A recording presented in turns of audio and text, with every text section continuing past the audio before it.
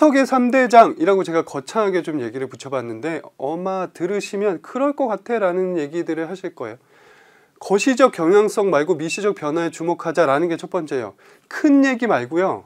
좁은 얘기, 작은 얘기에 집중하자는 거죠. 데이터라는 게 굉장히 재미있는 특성을 가지고 있습니다. 기존의 스몰 데이터라고 얘기했던 부분에서 빅데이터 시대, 4차 산업혁명 시대 정말 지겹게 저도 얘기를 드리고 있는데 데이터가 커지면 커질수록 어떤 데이터를 봐야 되는지를 많은 분들께서 물어보시고 약간 착각하시는 게 있어요. 데이터가 커지면 커질수록 굉장히 큰 얘기들을 봐야 되겠구나, 경향성들을 봐야 되겠구나라고 얘기들을 하시거든요. 근데 잘 생각해 보시면 이미 100명을 조사했을 때의 50%였던 응답은 1000명을 조사해도 40%에 가까울 확률이 높고요. 10,000명을 조사해도 오히려 50-60%에 준하는 확률이 높아요. 그러면 데이터가 커졌다고 해서 거시적인 경향성이 달라지는 경우는 많이 없죠. 그러니까요. 데이터가 커지면 커질수록 우리가 주목해야 되는 건 되게 미세하게 일어나는 지점들이에요. 100명 중에 3%면 3명이죠. 1000명, 10,000명으로 넘어갔을 때는요. 30명, 300명, 3000명이 되면요. 어떤 시장에서는 그 5천만, 우리나라 5천만 중에 3%면요. 굉장히 수요가 굉장히 크게 창출될 수 있다는 모습으로 볼 수도 있어요. 엄청난 거죠. 그러니까 3%가 정말 맞아라는 것들을 검증하기 위해선 오히려 빅데이터가 필요한 거예요. 그리고 예측도 마찬가지입니다. 이미 커져 있는 시장은 그거 크게 봐봤자 의미가 없어요. 작게 늘상 똑같았는데 살짝만 점핑을 하는 데이터들을 봤을 때 이거 왠지 주목해 볼 만한데 라고 얘기를 할 수가 있거든요. 그러려면 거시적 경향성 말고 미시적 경향성에 주목해야 된다는 말씀을 반드시 좀 드릴 수 있을 것 같고요. 또 하나는 단편적인 현상 말고요. 종합적인 결론이 필요해요. 우리가 단편적인 현상이 되는 건 제가 앞서의 다른 차시, 이전 차시에서도 계속 그런 말씀 드렸어요. 단 하나의 얘기를 하기 위해선 단 하나의 데이터를 봐야 된다. 그래서 10개의 하나의 이야기당 하나의 데이터가 있어야 된다고 말씀을 드렸는데 어떤 보고서든 어떤 결론까지 이끌어 나가는 과정에서요.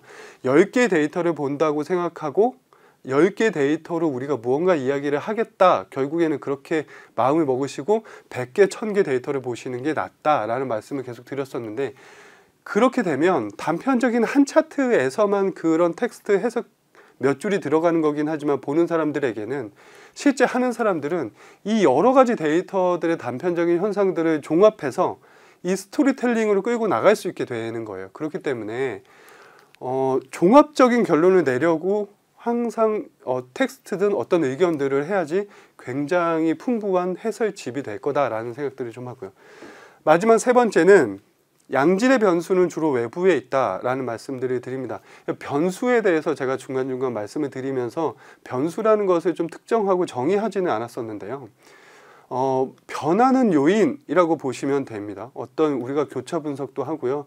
뭐 고급 분석에서는 상관 분석, 회귀 분석 같은 통계 분석도 하는데 요는 지금 일어나고 있는 현상에 어떠한 다른 변수를 붙였을 때 그 값들이 달라지는지를 보는 거거든요. 그렇다 보니 어떤 변수들로 이 현상을 설명을 하려고 할까? 그런데 그 변수들을 자꾸 내부에서 찾는 경우들이 많습니다. 제가 앞서의 어떤 사례를 들면서 자꾸 우리 회사에는 데이터가 없다고 얘기를 하고 그거는 변수가 없다고 얘기를 하는 분들도 많다고 제가 말씀을 드렸는데 지금의 데이터 시대, 앞으로 우리가 나아가야 될 데이터 시대는 각기 다른 데이터들을 모아서 누가 잘 융합을 시키고 각각의 데이터 특성들을 굉장히 동일한 어떤 관점과 해설로 엮느냐 이 과정에서 중요한 것들이 있거든요. 그런 측면에서 보자면 외부에 있는 다른 데이터들도 활용을 하실 수 있는 역량들을 조금 더 키우셔야 될 것 같고요. 어떤 데이터들을 끌어다 쓸 수 있는지 그게 이제 데이터를 수집한다고 하는 것들, 뭐 데이터 마이닝 한다고 하는 것들 이런 식의 용어들을 쓰기는 하지만 그런 식의 노력들이 필요하고 양질의 변수는 항상 외부에 있을 거야. 그래서 외부의 데이터를 충분히 탐독하는 것들이 굉장히 중요할 거라고 단언해서 좀 말씀을 드리고 싶습니다.